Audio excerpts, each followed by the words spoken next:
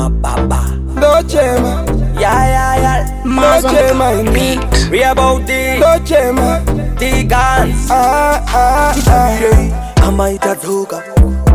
Parisei padhorobha. Zvinhu zvakadhako, toda zvitesoba. Yeah. Iri free, kunge Oprah. Saka machena ngauye kuno. Saka machena ngauye kuno.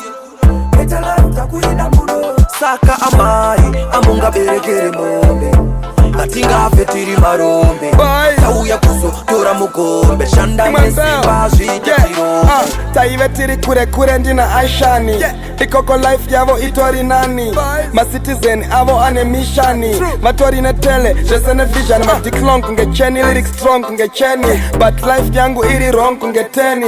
Tuku itwa rough, tichingoti ehoi. Vanu achifa tichingo itana nedzoi. Diananga ndi udzeo kuti mepo chi. Takamboedza kuzvitsvaga ndina repo D. Tongo chemera kuna musiki. And pray for the country and the music.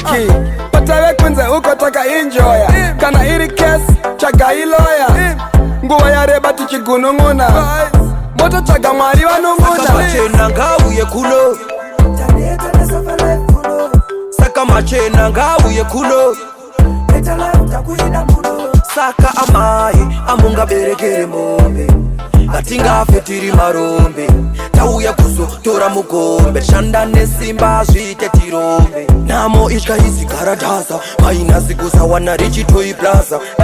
Takudawo life emataza. Ukada kuviringa drink tinokupasa. Kuna mwari taisa CV. Takutoda life MTV. Patinosvika 27 Guns todawo life yekuyeve. Saka machena ngauye kuno. Saka machena ngauye kuno. Saka amai amunga berekere mombe. Atingafe tiri marombe.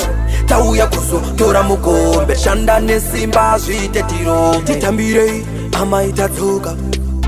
Parisei padhorobha. Zvinhu zvakadhako, toda zvitesoba. Yeah. Iri free, kunge Oprah. Saka machena ngauye kuno. Saka machena ngauye kuno. Saka amai amunga berekere mombe.